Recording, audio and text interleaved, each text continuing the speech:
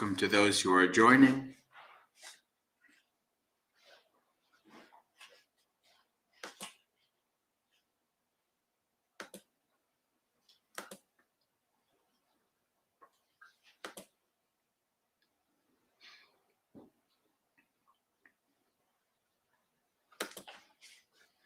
Hello, Manel. Welcome.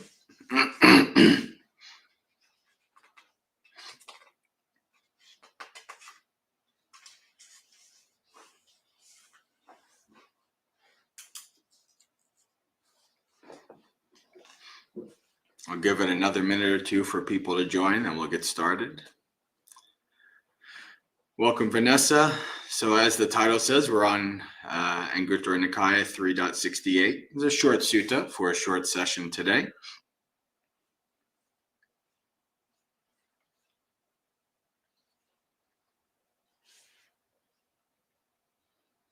Welcome, Roshan.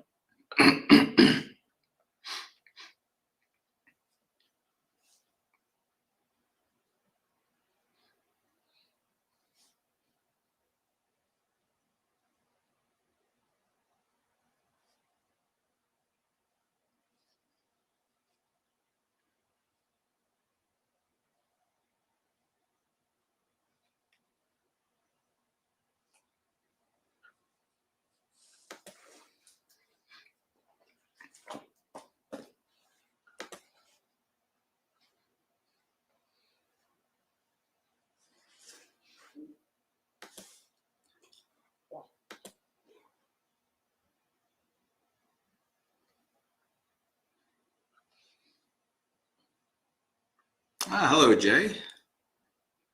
Welcome.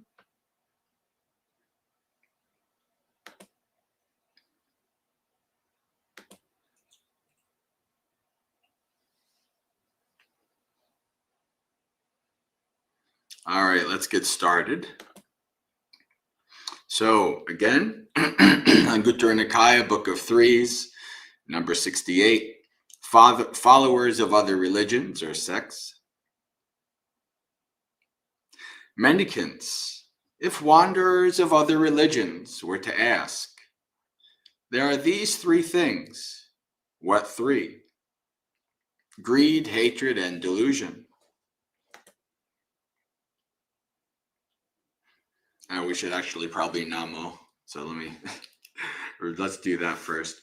Namo tassa bhagavato arahato samma sambuddhassa. Namo tassa bhagavato arahato samma sambuddhassa. Namo tassa bhagavato arahato samma sambuddhassa. Greed, hatred, and delusion reminded me of the Buddha and to pay homage.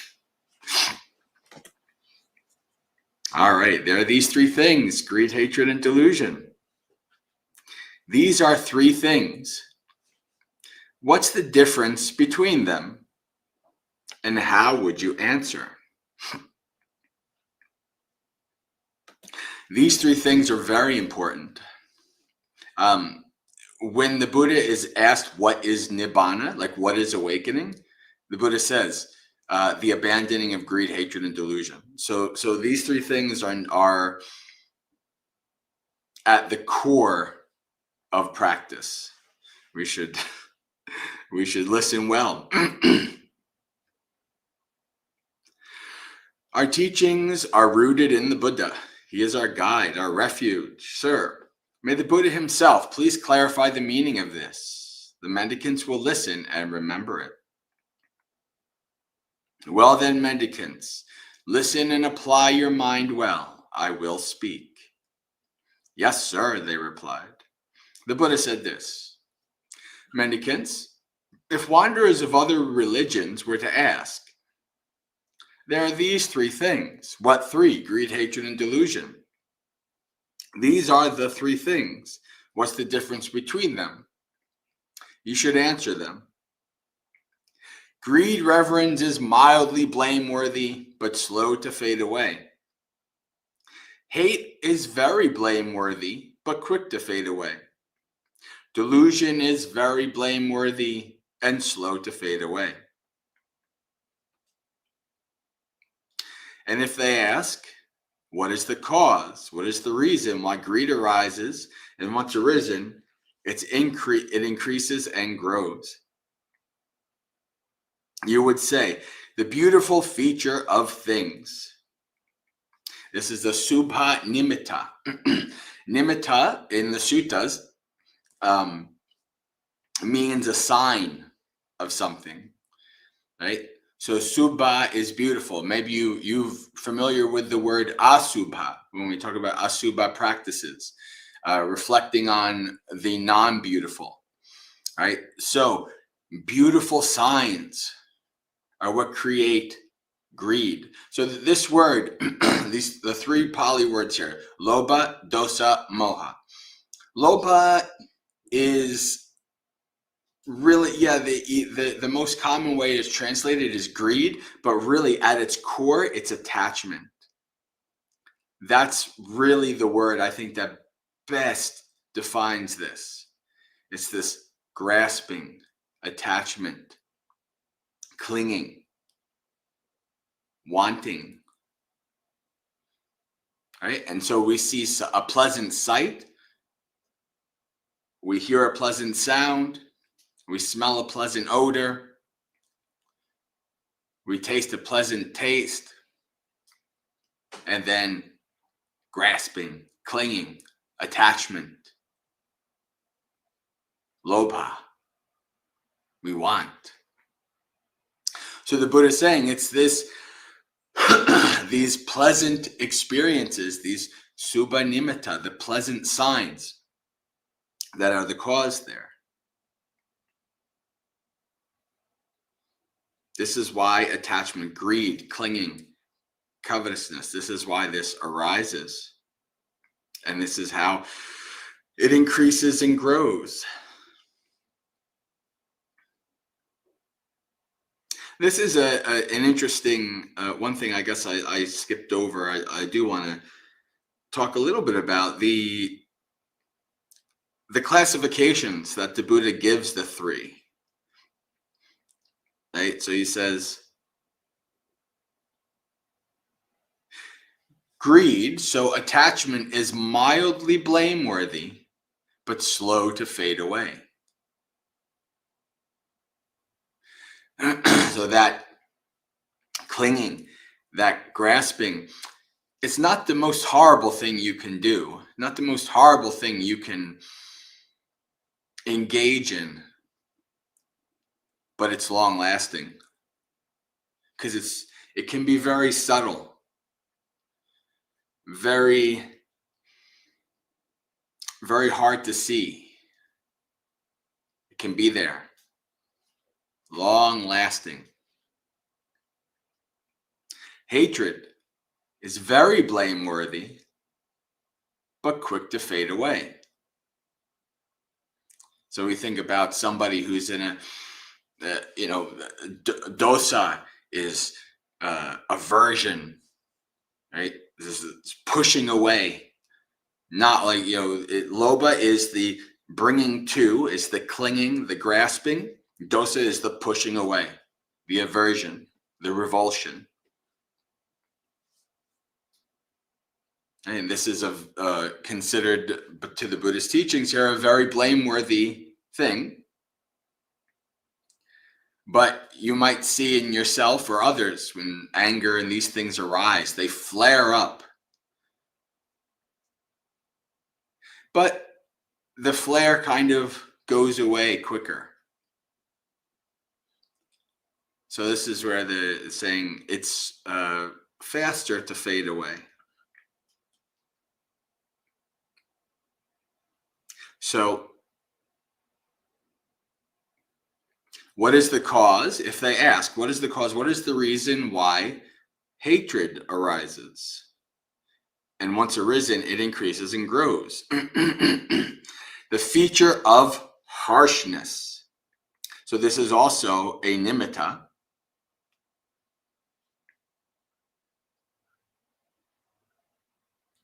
Yeah, patigha nimittam. This is the feature of harsh things, aversive things, focusing on that. Right? This is how it grows. Continuing to focus on your mind about how you don't like things, you don't want to have anything to do with them, this kind of feeding the dosa, feeding and growing the dosa in your mind.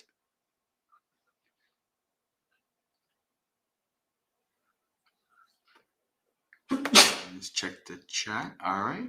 Okay.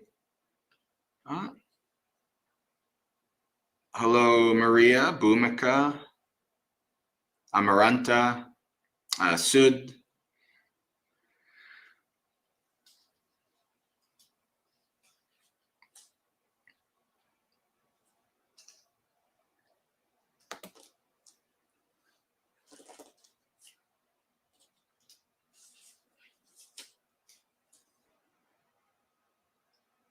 When you apply the mind irrationally, without yoniso, without yoniso manasikara, wise consideration, to the feature of harshness, hate arises, and once arisen, it increases and grows. This is the cause, this is the reason why hate arises. And once arisen, it increases and grows. And if they ask, what is the cause? What is the reason why delusion arises? And once arisen, it increases and grows. Yoniso manasikara, as Bhante Jayasara translates, irrational application of mind. When you apply the mind irrationally, delusion arises. And once arisen, it increases and grows. So this is a this is a mind that has very little wisdom, is not investigating, is not questioning. There is no trying to see the root of things, how things arise, how they cease. There's no mindfulness. So this is a mind that has no ground. There's no grounding. It's just full of delusion. Until we're awakened, our minds are full of delusion one way or the other. We have sparks of insight. We might have periods where the delusion is much less, maybe even subdued for a time. But until we're awakened, we have this delusion. Not seeing things as they are, not seeing the true nature of things because of this delusion.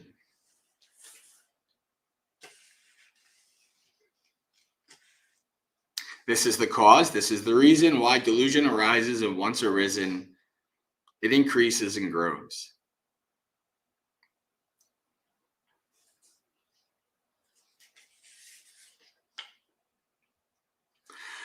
And if they ask, what is the cause? What is the reason why greed doesn't arise? So it's so important in the Buddhist teachings that we are paying attention. If you look at Satipatthana, you look at various places, we need to understand when something has arisen, when something is in the mind, when something has not arisen. Right? We need to know both when something is there, when it is not, why it is there, why it is not. So this is the question. What is the cause? What is the reason why Lobha does not arise? We already went over the reason why it arises. Now, why does it not arise? Or if it's already arisen, it's given up. Asubha nimitang. Paying attention to the non-beautiful, right? You should say the ugly feature of things. So this is providing a counterbalance, a balanced view, because you don't have to try to focus on pleasant, beautiful things. You already do that. And so you focus on the asubha nimittam, the non-beautiful things, as a way to balance out, as a way to cause this attachment, this clinging, craving to lessen, as a way to have it not arise. So you do the opposite. And this is indeed in the section in Satipatthana, when the Buddha is talking about under Kaya Nupassana, section of the investigating aspect of the body, the word used for the Asubha practice is, I just blanked out on it,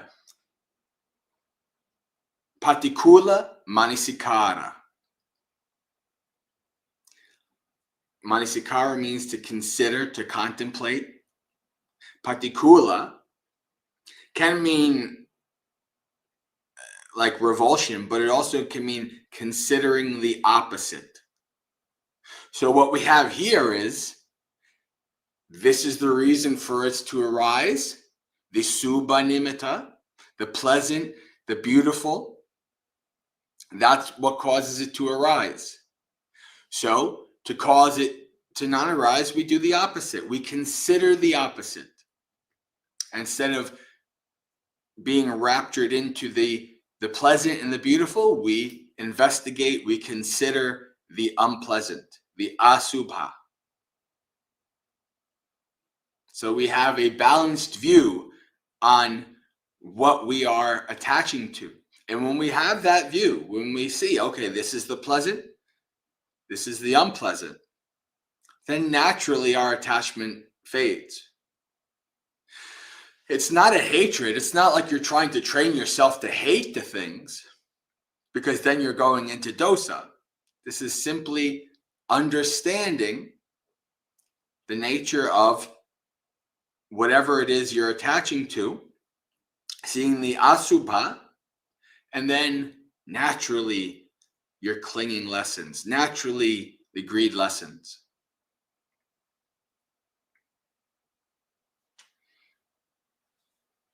This is the cause, this is the reason why greed doesn't arise, or if it's already arisen, it's given up. And if they ask, what is the cause? What is the reason why hate doesn't arise? Or if it's already arisen, it's given up.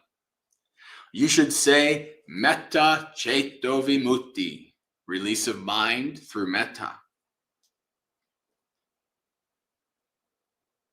So, again, it's doing the opposite.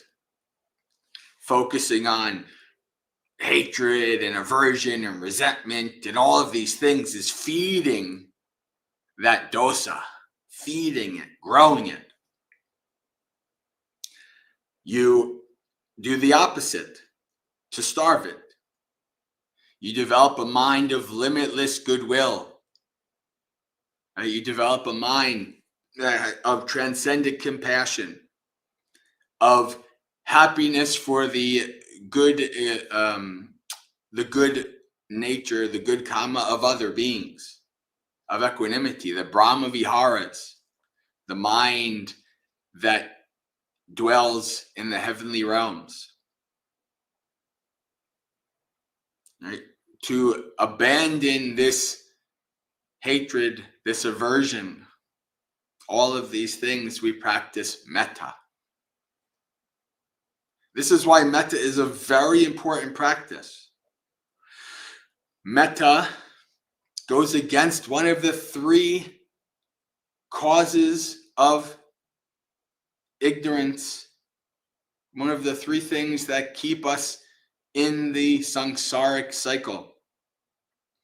So metta, the importance of metta cannot be understated, or overstated, I should say. We practice limitless goodwill. This is transcendent, remember.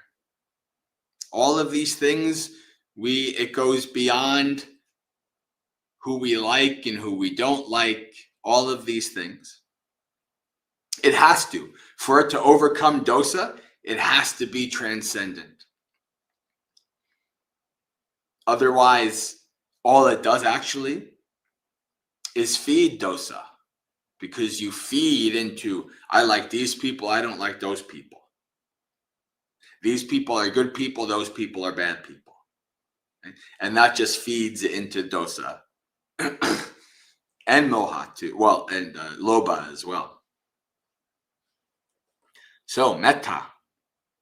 When you apply the mind rationally on metta ceto vimutti, hate does not arise, or if it's already arisen, it's given up. This is the cause, this is the reason why hate doesn't arise, or if it's already arisen, it's given up. And if they ask, what is the cause, what is the reason why delusion doesn't arise? Or if it's already arisen, it's given up. You should say, rational application of mind. Yoniso manasikara. When you apply the mind rationally, delusion doesn't arise. Or if it's already arisen, it's given up. This is the cause, this is the reason why delusion doesn't arise. Or if it's already arisen, it's given up. So, the antidote to a deluded mind is wisdom, is questioning, investigating, trying to see the root. A deluded mind does not see things as they are. So you want to apply mindfulness, investigation, clear comprehension, all these techniques and practices that the Buddha gives us. You want to apply these to break through the fog of delusion, to see things as they are. It's like you live in the mountains and every day there's just a huge fog over the mountains. Then you wake up one day and there's no fog at all, and you see the mountain, you see all the details so clearly, so wonderfully. You can see all the little minute details. That's what it's like when delusion becomes weaker, when delusion is temporarily subdued. Because of the power of satipatthana, because of the power of developing mindfulness, power of developing sampajanya, clear comprehension, investigating experience, dhamma vichaya. Okay? When we apply this energy and this effort to seeing things as they are, then our delusion naturally fades away. It is because of our ignorance, because of our delusion, that we act out of greed, that we act out of hatred, because we don't see things as they are. We do not understand the nature of reality, nor do we live in line with that nature. We live in line with our attachment and our aversion. We live in line with our likes and our dislikes. And in doing so, we create suffering. A deluded, ignorant person is like a suffering factory. Just keeps cranking out suffering all day, every day. Lots and lots of suffering. But as one puts the teachings of the Buddha into practice, as one makes the decision to start seeing things as they are and putting forth the effort into doing so, then that suffering factory gets less and less. There's lots of layoffs until eventually the factory gets shut down. There's no more suffering being created from the awakened mind. As the Buddha says, when asked, what is nibbana? The abandoning of greed, hatred, and delusion. Without that root of ignorance, there is no craving, there's no clinging, there's no aversion, there's no delusion.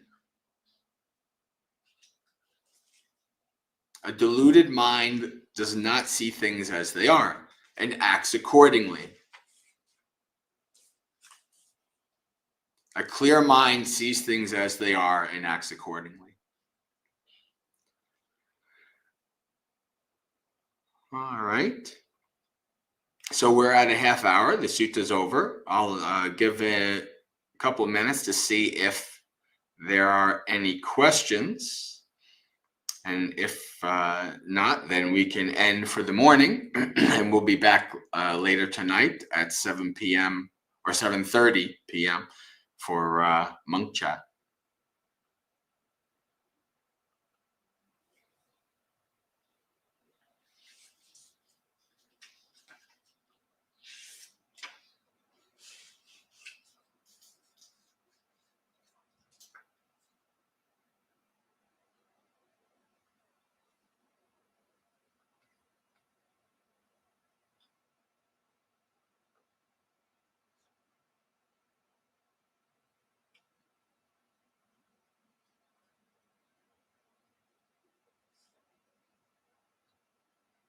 All right, friends. I think, oh, wait, never mind.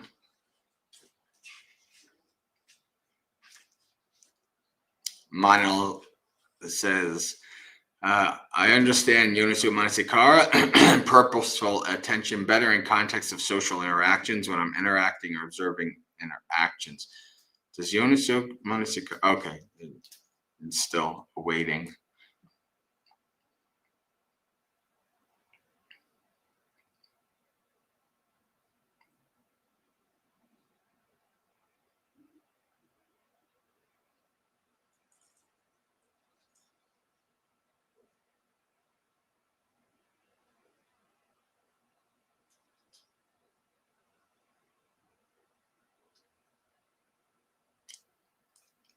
Does Yoniso Manasikara also apply to when I look around at the skies or the mountains in a sense of awe and profound pleasantness? No. No, Yoniso Manasikara is a mind state. It is seeing things deeply, right? Seeing the root of things. Wise consideration, wise contemplation. Now, if you are observing, you're in the mountains, and you have this pleasantness and you're in the woods, and you say, why? Why I am here? I'm in this situation. I have this pleasant experience. Why?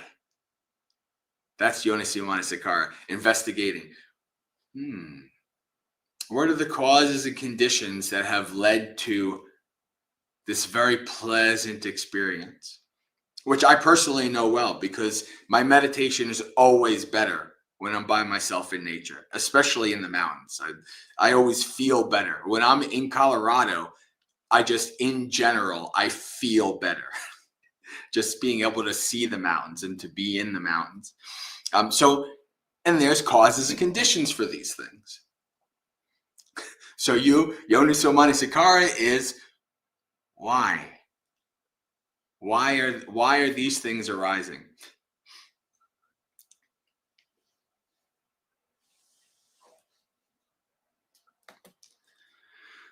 Should ask, how should one lessen delusion in lay life when engaged with stressors of this conventional reality? Become a master of conventional reality. You have to understand it. What's a stressor? Why is it a stressor? Why do stressors keep me from investigating things as they are? How can I adjust my life so that I can practice more satipatthana, so I can see things as they are, and I can, no matter what stressors are happening in my life, I can still practice, and I can still use those stressors as a way of investigating and developing wisdom and insight. Whatever happens to you in life doesn't take you away from the practice. It is the practice. You are living. And because you are living, everything can be investigated. Everything can be questioned. And you can understand the nature of how things arise, how things cease. And when you start to understand that, you can take advantage of that and you can apply that. I want these things to arise in my life. I have to create the causes and conditions for these things to arise. They don't just magically arise. I can't just do a few hokey pokey dances and then, whatever, and then things happen. That's not how it works. Or else paticca samuppada would not be true. Right? We understand things. We develop through wisdom and insight. We see things as they are. And then we understand how to apply things in our life to arise, for things to arise. Like skillfulness and wisdom and the abandoning of suffering. Bhante, which of the poisons are the cause of alcoholism? All of them. That's how it works. They're all the cause. And that can apply to many, many things. That can apply to many, many things. Alcoholism usually starts like overeating, like drug use, like whatever. It usually starts because there's a running away, right? There's a delusion. It starts with a delusion. And it continues on with the likes and dislikes. I dislike this. I like more alcohol. I like more drugs. I like more whatever it is. So you have to, how can alcoholism be uprooted? You have to go to the root. You have to go to the root. Why? If you go to, 12-step programs, you go to Buddhist recovery programs, that's, you have to understand the root. It's a behavior. Why is it a behavior? Why did I start this? How can I end it?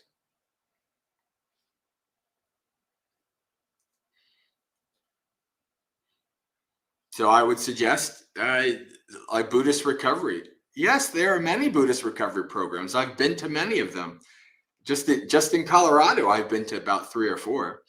Yeah, there's many. Yeah, just Google and you'll see Buddhist recovery. And they're, depending on the organization, they are more Buddha or Sutta based than others. It's kind of a mix. But I've been to Buddhist recovery program where there's 30 people in a room and they're talking about things, and then all of a sudden they break out to suttas, which was totally surprising. I was not expecting that. And I've been to Buddhist recovery program where they break out like Thich Nhat Hanh things. I'm like, oh well, maybe. So it depends. There's look online, see if there's any groups, and see what go to them.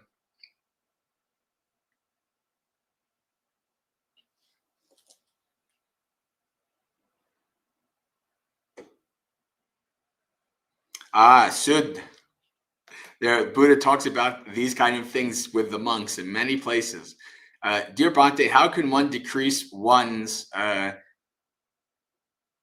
lobha, so the attachment, the clinging, the focusing on the beautiful towards women, or we can say the opposite sex or whatever, the attractive sex.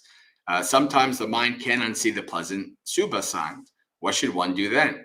The Buddha, Ananda is asked in the Parinibbana Sutta.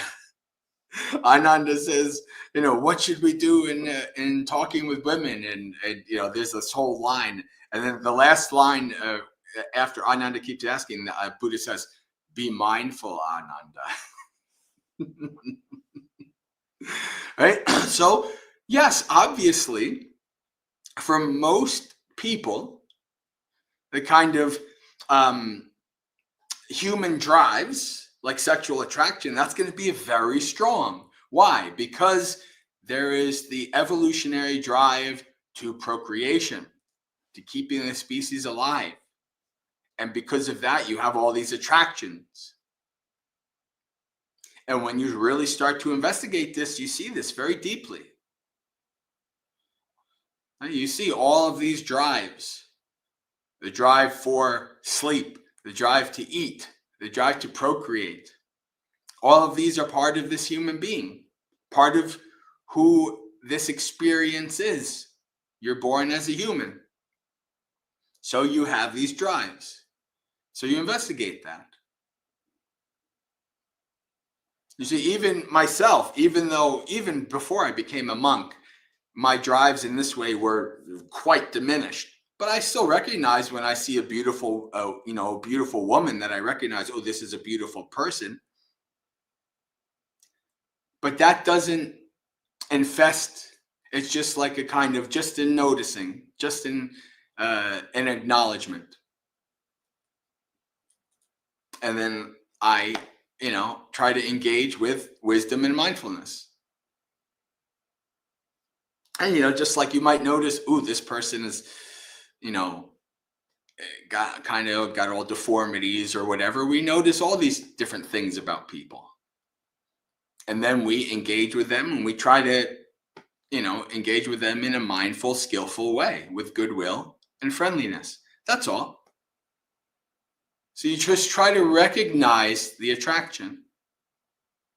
It's there.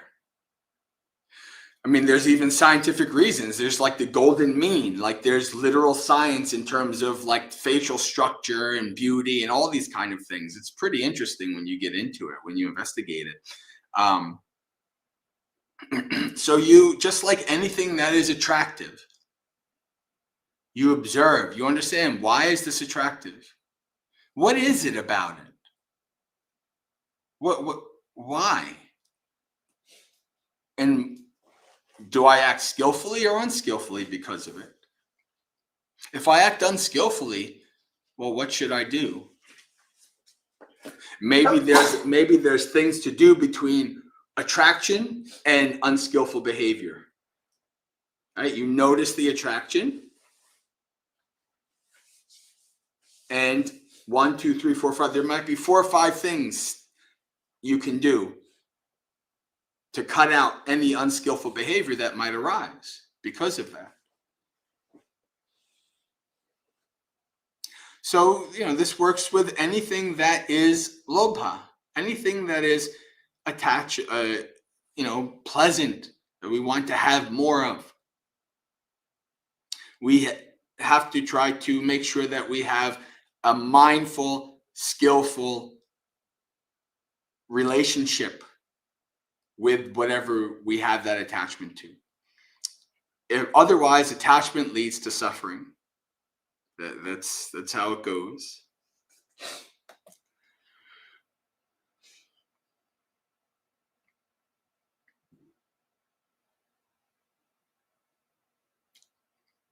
All right, I think we're good for today, because we have our meal coming up and we need time, and there'll be plenty of time for questions later. So, all right, friends, Sukhi Hotu, may you be happy and at ease, practice well and be well. May you have a spiritually successful and peaceful practice until we meet again, which, if we're all alive, might be tonight for Monk Chat.